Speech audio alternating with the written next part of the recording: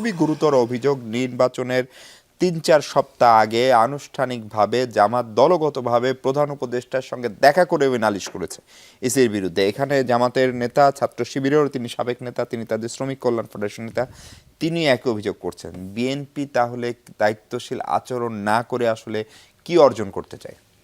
ধন্যবাদ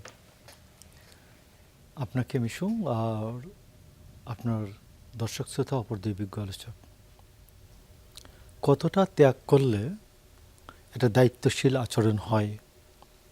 আপনি দেখেছেন কয়েকদিন আগে আমাদের স্বেচ্ছাসেবক দল মহানগরীর উত্তরের সাধারণ সম্পাদক আজিজুর রহমান মুসাব্বির কারণ বাজার তাকে গুলি করে হত্যা করা হয়েছে। বিএনপি বুকে পাথর বেঁধে বলেছে এটা বিচ্ছিন্ন ঘটনা। এটা বিচ্ছিন্ন ঘটনা। আপনার সন্তানকে খুন করার পরে আপনি বলছেন নির্বাচনের স্বার্থে কাউকে ব্লেম না করে, মব না করে, জাস্ট মব না করে, ইয়া মারছে, ও মারছে, ও মারছে, মব কর, ও মুখটা ভাঙ্গা ফালা, মারছে, আমার ভাই, আমার বাচ্চা মরছে, আমার ভাই মরছে, ও মুখটা ভাঙ্গা ফেলে, মুখটা ভাঙ্গা ফেলে। ওটা না করে বিএনপি বলছে যে এটি একটি বিচ্ছিন্ন ঘটনা হিসাবে আমরা ধরে নেব। সরকার কাছে দাবি জানানো হয়েছে খুনিদেরকে খুঁজে বের করেন, তদন্ত করেন।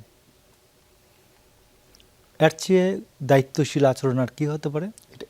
এটার পিছনে বিএনপির অভ্যন্তরীণ কোনো কোন্দল যদি থাকে? আমি বলছি যেই হোক, এর আগেও তো অনেকগুলো মৃত্যুকে কারণ, উদ্দেশ্য, মোটিভ এগুলো বলা যায় নাই, আন্দাজের উপরই তো অনেক কিছু হয়েছে। বিএনপি তো এটা করে নাই, বিএনপির করার ক্ষমতা তো কম না, একবারে তো করে তো নাই। তো এখন আমার কথাটা হচ্ছে যে আপনি যেই মুহূর্তে ধরুন এই পর্যন্ত যে ওমান, কাতার, তারপরে বাহরাইন, এইসব জায়গায় যে এক একজনের বাড়িতে শত শত ব্যালট পাওয়া গেল, পোস্টাল ব্যালট।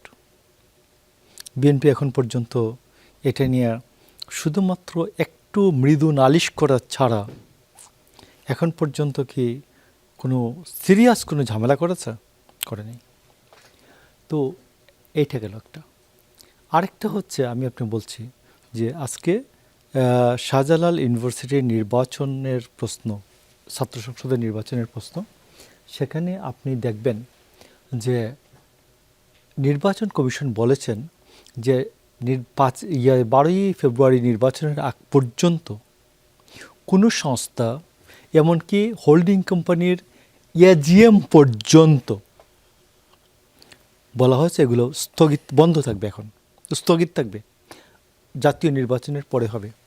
তো জাতীয় নির্বাচনের পরে হবে তো যাতে কোনো ধরনের কোনো সমাজের কোনো অংশেই কোনো অস্থিরতা তৈরি না হয়, এটাকে সর্বোচ্চ গুরুত্ব দেওয়ার জন্য জাতীয় নির্বাচনকে। তো শাহজালাল বিশ্ববিদ্যালয়কে একটা কোম্পানির এজিএমের ঘটনার চেয়েও ছোট, ওটা ছাত্রদল বলেছে এটা এখন বন্ধ রাখেন। আমি আপনাকে বলি আইনে কভার করে না, তারপরেও বিএনপি শুনেছে কি রকম। যে আপনি জানেন যে তারেক রহমান উত্তরাঞ্চলে, তার নানার বাড়ি দিনাজপুর, তার বাবার বাড়ি বগুড়া, এগুলি যাওয়ার কথা ছিল। এবং আপনি জানেন যে 1/11-এর পরে তার নানু মারা গিয়েছেন, তার মামা মারা গিয়েছেন, তার খালা মারা গিয়েছেন, অনেক আত্মীয় স্বজনের সাথে বহুকাল 17 বছর 18 বছর ধরে দেখা হয় না, অনেকের মারা গিয়েছেন। এইসব ক্ষেত্রে তার কিছু সামাজিক দায়িত্ব, পারিবারিক দায়িত্ব ছিল। সেটাতে নির্বাচন কমিশন যখন বলেছে যে আপনি যাবেন না, অনুরোধ করেছে, তার বলেছেন যে কোন আইনে আপনি আমাকে বারণ করছেন, আইনটা দেখান। তা তো বলেন নাই। নির্বাচন কমিশনও আইন দেখায় নাই। নির্বাচন কমিশন বলছে যে আপনি এই মুহূর্তে না যাওয়াটার জন্য তারা অনুরোধ করেছেন। তো আপনি এর পরে আমি আপনি বলছি যে দায়িত্বশীল আচরণের প্রশ্নে আর কি করা যেতে পারে। এখন হচ্ছে যে দায়িত্বশীল আচরণের প্রশ্ন হচ্ছে যে আপনি শাহজালাল বিশ্ববিদ্যালয়ের নির্বাচন বন্ধ হয়েছে, এই জন্য জাতীয় নির্বাচনে বিএনপি দায়িত্বশীল আচরণ করে নাই। আপনি এই যে কি বলে আপনার ইলেকশন কমিশন বিএনপি গঠন করেছে? বিএনপি তো গঠন করেনি।